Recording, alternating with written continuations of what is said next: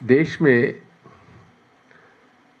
Organic खेती के बारे में तत्कालीन अटल बिहारी वाजपेयी जी की भारतीय जनता पार्टी की सरकार ने इस पर विशेष प्रयास किया था और उस समय मैं मुख्यमंत्री था मध्य प्रदेश का और प्रदेश में पहला राज्य था जिसने कि ऑर्गेनिक फार्मिंग पर काम किया था।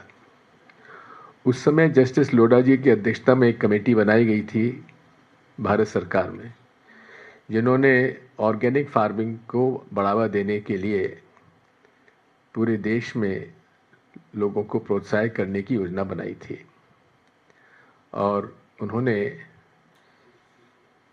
इस पर जब मध्य प्रदेश आए थे तो उन्होंने इसको काफ़ी अप्रिशिएट किया था कि मध्य प्रदेश पहला राज्य था जिसने कि ऑर्गेनिक फार्मिंग पे इतना काम किया था।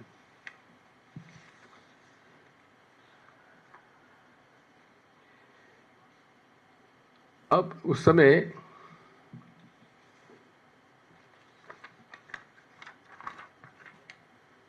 एपिडा का गठन किया गया था। एपिडा का है agricultural and processed food products export development authority, और उसी समय उन्होंने national programme for organic products NPOP कार्यक्रम शुरू किया था, जिससे कि किसानों का जो ऑर्गेनिक फार्मिंग कर रहे हैं उनका समूह बनाकर और उनको प्रोत्साहित करने के लिए केंद्र सरकार ने 3 साल तक 50,000 रुपया प्रति हेक्टेयर देने का भी उन्होंने प्रस्ताव रखा था, जिसे कि लागू किया गया। अब उसके तहत विशेष तौर पर मालवा क्षेत्र हमारा और निमाड़ ये ऑर्गेनिक फार्मिंग का हब बना, और निमाड़ क्षेत्र में जो नर्मदा घाटी का क्षेत्र है उसमें बहुत बड़े पैमाने पर कपास पैदा होता है। अब उसके बारे में जो आपके सामने, please go back to the first slide. क्या ये अंग्रेजी में है, हिंदी में मैं पढ़कर आपको बता देता हूँ। 2001 में वाणिज्य उद्योग मंत्रालय ने जैविक उत्पादों के निर्यात को प्रमाणित और विनियमन करने के लिए एपिडा द्वारा कार्यान्वित राष्ट्रीय जैविक उत्पादन कार्यक्रम जिसका मैंने उल्लेख किया,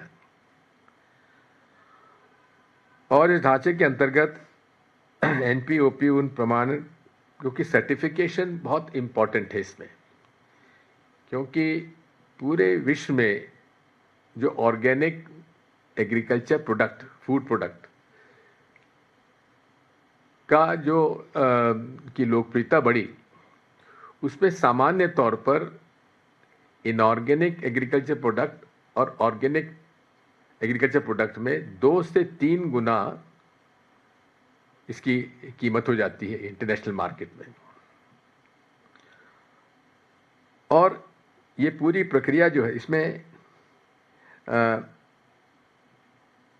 ICS जो है इंटरनल कंट्रोल सिस्टम्स, यानी कि उनको प्रमाणित करने के लिए उन्होंने सर्टिफिकेशन एजेंसीज बनाई और 25 से 500 लोगों का, किसानों का समूह बनाया, और ये पूरे देश में इसको लागू किया गया।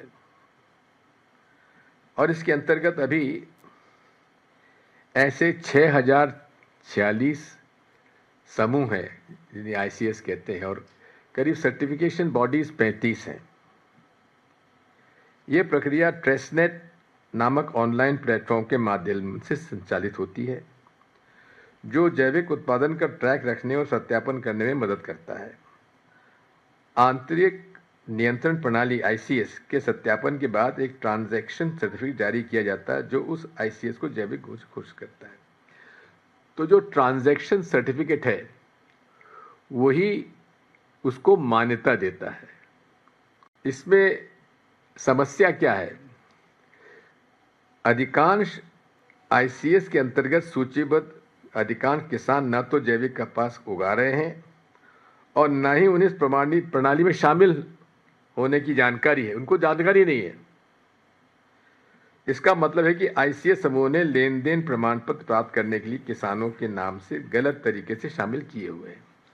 यानी कि जो व्यापारी है स्थानीय लोगों से मिलकर उन्होंने असत्य प्रमाणीकरण का एक धंधा शुरू किया और बड़े पैमाने पर ये ट्रांसफर सर्टिफिकेट लेके और उसे अंतर्राष्ट्रीय मार्केट में वे बेच देते थे, जिसकी क्योंकि भारत आज पूरे विश्व में उन राज्यों देशों में से है जहां ऑर्गेनिक फार्मिंग की सबसे ज़्यादा की बात है और प्रोडक्शन भी है।